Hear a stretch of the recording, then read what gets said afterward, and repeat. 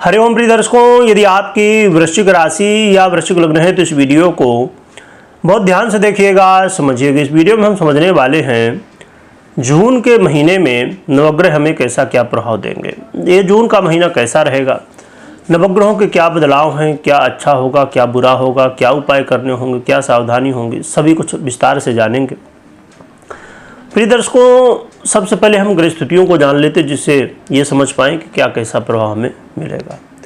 ग्रह स्थितियों की बात करें तो सूर्य का परिवर्तन 15 जून को ही होने वाला है।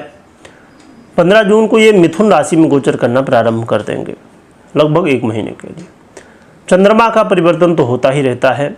मंगल की बात करें तो मंगल का बहुत बड़ा परिवर्तन है, बहुत बड़ा चेंज होने वाला है। यहाँ तक कि ये 2025 का जो बड़े परिवर्तन हुए 2025 में, उसमें से ये एक है और ये आखिरी परिवर्तन 2025 का कहा जाएगा, यानी बड़े परिवर्तन में से। जो कि ग्रह स्थितियों का परिवर्तन तो होता ही रहता, परंतु बड़े परिवर्तन में से ये आखिरी परिवर्तन होगा, क्योंकि मंगल लगभग 7.5 महीने से नीचत्व की स्थिति में थे। अब ये नीचत्व की स्थिति से बाहर आएंगे, कर्क राशि से बाहर आके, और ये 7 जून को यानी कि 6 जून की रात्रि 26:10 यानी 2:10 में इनका परिवर्तन 7 तारीख लग चुकी होगी, तो इनका परिवर्तन हो जाएगा सिंह राशि पर। जो कि सिंह राशि में भी इनका आना थोड़ी मुश्किलें हैं, यहाँ पर हम आगे समझेंगे, परंतु फिर भी काफ़ी अच्छा है कि ये नीचत्व से बाहर आ चुके होंगे। और बुध की हम बात करें तो बुध के 2 परिवर्तन है। एक पहला परिवर्तन तो 6 जून को ही हो जाएगा, स्वयं की ही राशि में मिथुन में जाएंगे। और इसके बाद बुध के दूसरे परिवर्तन की हम बात करें तो 22 जून को होगा, जो कि कर्क राशि में होगा। देवगुरु बृहस्पति इस समय मिथुन में ही गोचर कर रहे हैं, परंतु 10 जून को ये अस्तवस्था को प्राप्त होंगे और फिर पश्चिम दिशा में, और फिर ये 7 जुलाई को उदय भी हो जाएंगे। जो कि कुछ पंचांगों का थोड़ा सा मतभेद है, किसी में 12 तारीख भी दिया हुआ है अस्तवस्था की हम बात करें, उसी तरह उदय में भी, तो चीज़ें थोड़ा बहुत आगे पीछे हो जाती हैं पंचांग की गणना में, तो इसमें आप कन्फ्यूजन में ना रहें। और बुध के बाद हम देवगुरु बृहस्पति के बाद हम शुक्र की बात करें तो ये 29 जून को अपना परिवर्तन करेंगे वृषभ पर, अपनी स्वयं की राशि। इसके अलावा शनि की बात करें तो शनिदेव मीन में ही गोचर कर रहे हैं, और राहु कुंभ में शनिदेव की ही राशि में, और केतु सिंह में। तो ये ग्रह स्थितियाँ हैं, इनमें ये कुछ परिवर्तन थे, जो कि देवगुरु बृहस्पति के नक्षत्र परिवर्तन की स्थिति भी बन रही है इस जून के महीने में। तो जब ये ग्रहों के परिवर्तन होते हैं तो इनसे कुछ योगों का भी निर्माण होता है। आइए हम जल्दी से जान लेते हैं। तो जैसे कि बुधादित्य योग भी बनेगा, राजलक्षण योग भी बनेगा, और ज्ञान योग भी बनेगा, और अंगारक योग भी बनने वाला है। और एक बड़ा ही ये महत्वपूर्ण ध्यान रखने की बात है कि एक षडाष्टक योग भी बनेगा, जो कि मंगल और शनि का है।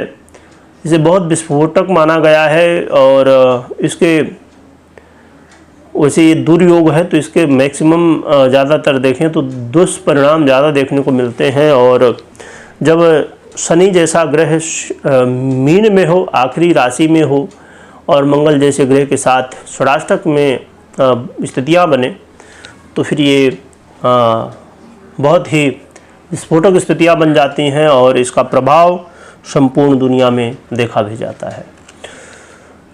तो ये षडाष्टक योग ध्यान रखने की आवश्यकता है। ये षडाष्टक योग 6 तारीख से यानी कि रात्रि में ही 2:10 से बन जाएगा, और 28 जुलाई तक रहेगा। तो इस समय हमें विशेष रूप से सतर्क रहने की आवश्यकता होगी। इसकी चर्चा जो कि हम आने वाले समय में करेंगे, अभी मंगल का परिवर्तन होने ही वाला है, तो इसमें विस्तार से चर्चा करेंगे। और एक योग जो कि अभी बना है, हमने इसकी चर्चा पहले की है, काल सर्प योग की, जो कि काल सर्प योग में अब चेंज हो चुका है जो फल है इसमें, क्योंकि अब राहु और केतु का जो है तो परिवर्तन हो चुका है। इसकी चर्चा हम करने वाले थे, परंतु समय के अभाव की वजह से नहीं हो पाई है। चलिए अब जानते हैं कि इस जून के महीने में कैसा क्या प्रभाव ये नवग्रह हमें देंगे। तो स्वास्थ्य के दृष्टिकोण से देखें तो सामान्य स्थितियां हैं, परंतु ध्यान रखने की आवश्यकता होगी आपको स्वास्थ्य का। योग प्राणायाम करते रहिए, बहुत चिंता की बात नहीं है, परंतु ध्यान रखना होगा। विद्यार्थियों की बात करें तो विद्यार्थियों के लिए चीज़ें ठीक हैं, और आपको अपने मन को थोड़ा स्थिर रखना, बाकी चीज़ें विद्यार्थियों के लिए अच्छी हैं।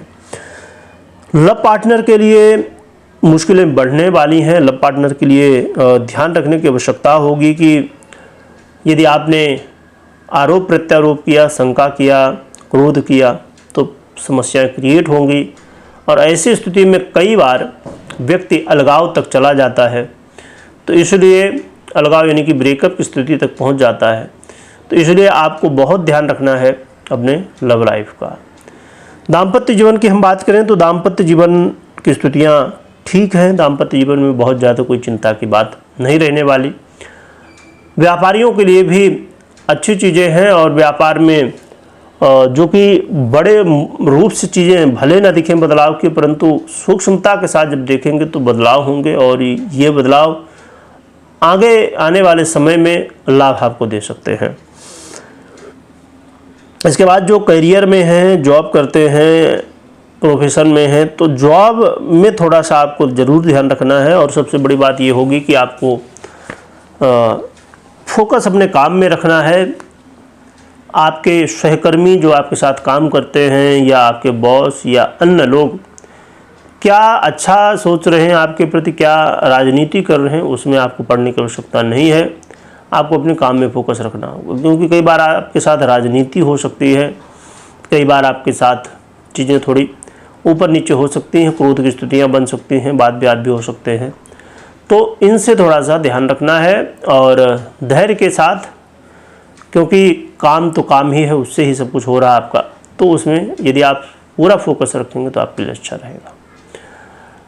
और बहुत सारे लोग जो मंगल से प्रभावित क्षेत्र में हैं, उनके लिए थोड़ी मुश्किलें बढ़ेंगी काम को लेके, तो इसलिए आपको ध्यान रखना है। जैसे कमीशन का काम करते हैं, लीडरशिप का काम करते हैं, सेना से संबंधित काम है, वैसे भी आप, अभी हमने चर्चा की कि मंगल षडाष्टक योग में आएंगे, तो ये चीज़ें थोड़ी सी सेना के लिए, या जो जासूस इत्यादि है, इसमें बहुत विस्तार है। मान लीजिए मंगल बहुत ही बड़ा रोल निभाते हैं, तो सतर्क रहना है हमें, और हर एक स्थिति में ध्यान रखने की आवश्यकता हो।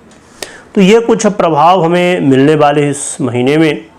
और उपाय की हम बात करें तो उपाय के रूप में सबसे ज़्यादा ज़रूरी है कि आप भगवान भोलेनाथ की आराधना करिए, और साथ में माँ लक्ष्मी की भी आराधना, या माँ लक्ष्मी के मंत्रों का पाठ, स्तोत्र इत्यादि का पाठ कर सकते हैं, मंत्रों का जप कर सकते हैं। तो ये चीज़ें करें। सबसे महत्वपूर्ण होगा अपने काम में फोकस करना।